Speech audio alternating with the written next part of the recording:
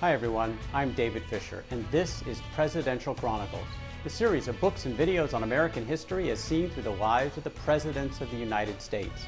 This episode is from the life of Thomas Jefferson, and the focus is monarchist, with a question mark.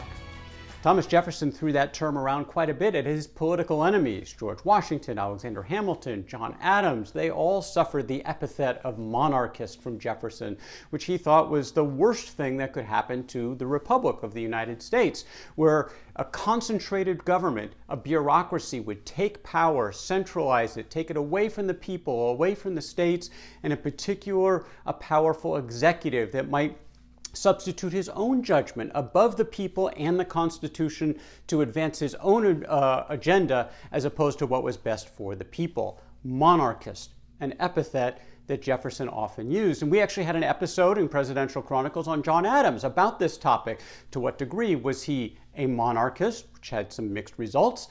But in this episode, we're actually going to look at Jefferson in his tenure as President of the United States and ask the same question. Monarchist, with the question mark. We're going to start with his most significant accomplishment, the Louisiana Purchase. Now, this doubled the size of the country. It gave it a great western side buffer against a potential military incursion, opened up the Mississippi River, land for 13 new states, an agrarian utopia, all wonderful things for a really, really cheap price. But Jefferson firmly thought, it was unconstitutional. He said at the time to John Breckinridge, a senator who later served as his attorney general, that I suppose they must then appeal to the nation for an additional article to the Constitution, approving and confirming an act which the nation had not yet previously authorized. The Constitution has made no provision for our holding foreign territory, still less for incorporating foreign nations into our union. He was pretty clear when he first saw the agreement that came over from France. He needed a constitutional amendment before he could submit the treaty. He went on in his thinking and described that when an instrument admits two constructions, the one safe, the other dangerous, the one precise, the other indefinite, I prefer that which is safe and precise. I had rather ask an enlargement of power from the nation, wherever it is found necessary, than to assume it by construction which would make our powers boundless. This was the big criticism that Jefferson thrust at the Washington and Adams administrations, where they looked at the Constitution, whether it was the necessary and proper clause or other elements, and used their own expansive view, in Jefferson's mind, to expand their own power. This was anathema to him, and yet he goes ahead and forwards the treaty to the Senate. Anyway, when Jefferson learns that this great deal might go under because Napoleon was thinking of changing his mind, he puts aside his philosophical scruples and moves forward in the cause of the end justifying the means. Now, Jefferson later said, in looking back on this, that a strict observance of the written laws is doubtless one of the high duties of a good citizen, but it is not the highest. The laws of necessity, of self-preservation, of saving our country when in danger are of higher obligation.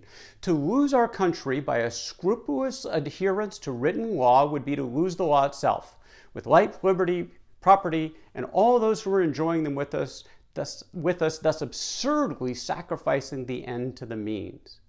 Now, this is one of the most anti-Jeffersonian statements ever said, and it was said by the man himself. This is the exact opposite of what he preached in terms of an executive staying within the boundaries of what authority they've been handed by the people and never going beyond that, because if you go beyond it once, you'll go beyond it again, you'll turn into a despot and become a monarch. Jefferson, in this case, says, well, maybe not so much. The end does justify the means. So we ask the question, monarchist, regardless of the benefit? Monarchist. Further in the treaty, Jefferson had agreed, or at least the treaty had agreed, that the inhabitants of the Louisiana Territory who already existed under French domain would be admitted as soon as possible to the same rights as Americans.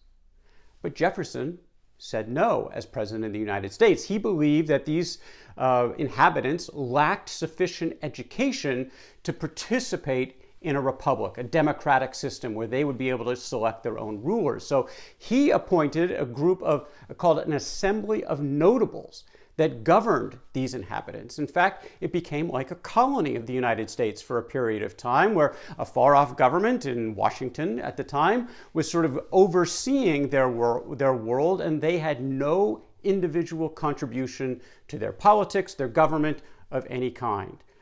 This was the champion of individual liberty, except in this case, as President of the United States. Let's take another look at another activity. The United States Navy. Jefferson deployed against the Barbary Pirates in the north of Africa. The Americans had been covered under a previous treaty with the pirates when they were part of Britain. That was now no longer the case, and the pirates began attacking American shipping in North Africa, and Jefferson decides to send the Navy. The problem was, Congress has the authority to declare war. The president is the commander-in-chief of the Army and the Navy.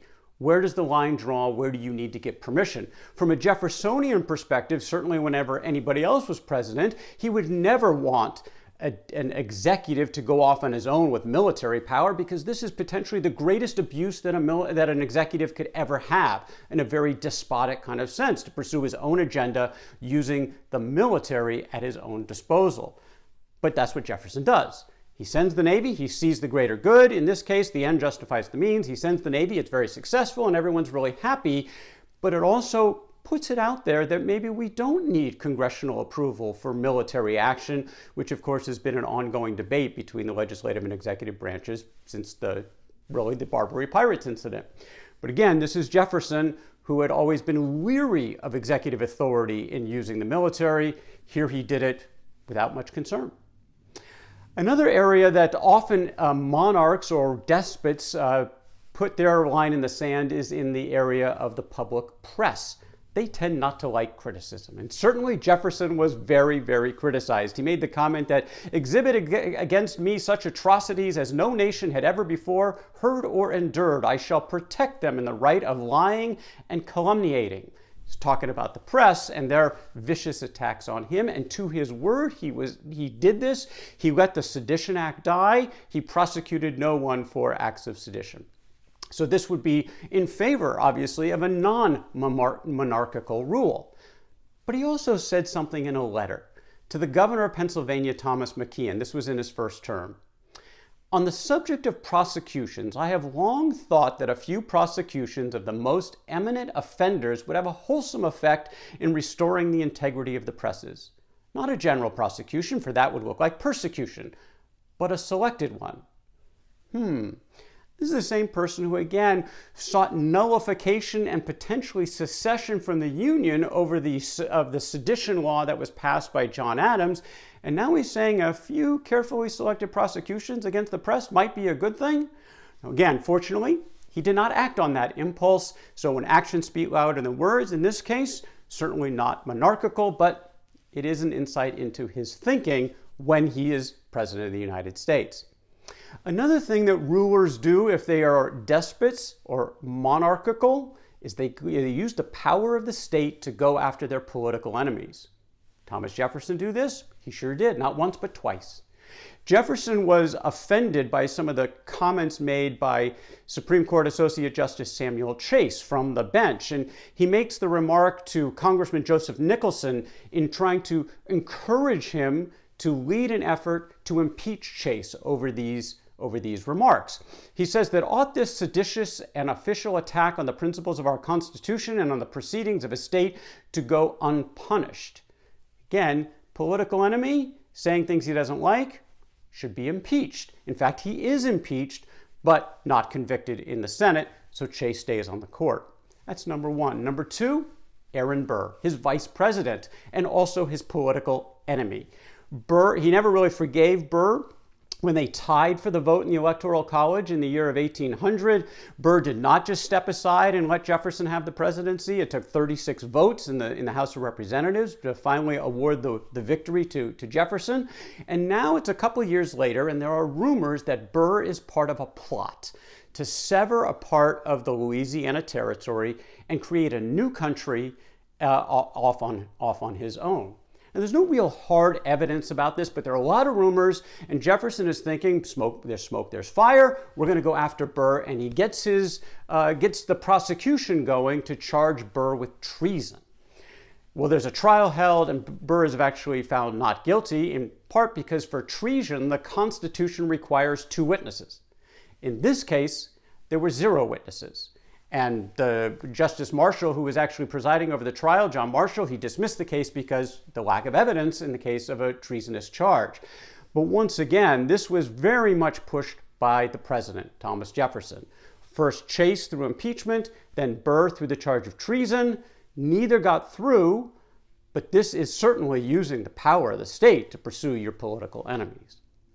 Finally, there's the Embargo Act of 1807. Now, in this case, you've got Britain and France at war, both having depredations against American shipping, clamoring for war. This has been going on for years, and Jefferson is not interested in a shooting war, but he still feels he needs to do something. So he and James Madison come up with an economic plan, an embargo, where that trade would be denied to the British and the French. Well, it turns out that the British and the French had plenty of other suppliers and customers for their goods, but this was devastating for the U.S. economy.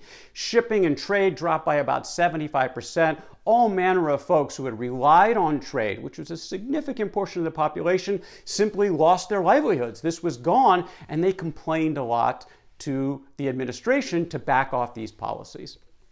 Jefferson refused. Now, that's perfectly legal, perfectly constitutional. It is absolutely an okay thing to do, to have a policy that some people might find unpopular, but your thinking as President of the United States is for the greater good, and it's keeping us out of war. In fact, Jefferson is surprised at some of the protests that he hears. As he said at the time, "I did not expect a crop of so sudden and rank growth of fraud and open opposition by force could have grown up in the United States. Congress must legalize all means which may be necessary to obtain its end." And they do give Jefferson the authority and power where he uses the military, not against Britain and France, but against the Americans who are trying to get around his embargo in order to try to keep their livelihood going. So is this monarchical? Well, the question is, in Thomas Jefferson's mind, if he wasn't president, how would he react? And we kind of know the answer to that because there had been other uprisings prior to this one in other administrations that he supported. Prior to the Constitution was in place, there was the Shays Rebellion that Jefferson made the comment that I like a little rebellion now and then. This is a good thing to hold leaders accountable. And he was upset when the militia of Massachusetts were used to suppress Shays Rebellion. Fast forward into the Washington administration, and there's the Whiskey Rebellion over taxes on whiskey, which affected wheat farmers, particularly in western Pennsylvania.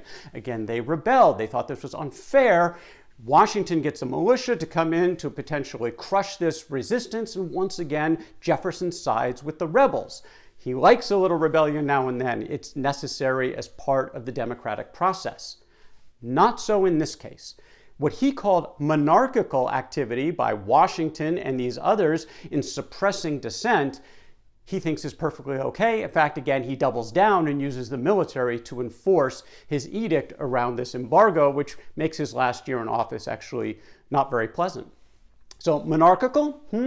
Jefferson's definition, though, of using the power of the state in a way that puts so many of the citizens at a disadvantage, maybe a decent policy if you think about the greater good, but is it monarchical? Jefferson certainly would have said yes about other presidents of the United States. So let's look at the record.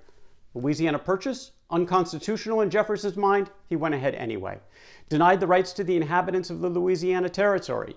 He sent the Navy after the Barbary Pirates without congressional approval. He used the power of the state to go after his political enemies on a couple of occasions. And he used his military to enforce a very unpopular embargo that was having devastating impact on a big chunk of the American economy. And he had no interest in listening to the protestations of the population. He was going to continue doing what he thought was best, which is a pretty monarchical thing to do. So we look at the whole thing, and actions speak louder than words. As President of the United States, Jefferson continuously used his own judgment. He asserted his own judgment over that of the Constitution, the laws, and the will of the people. That's basically Jefferson's definition of monarchical behavior. Fits his definition, except when he's President of the United States, at the point when Thomas Jefferson became his own worst nightmare. and that's Thomas Jefferson and Monarchist, from the life of Thomas Jefferson. For more Presidential Chronicles, check out my books on Amazon.com, and don't forget to subscribe to my YouTube channel. Until next time, I'm David Fisher, and this is Presidential Chronicles.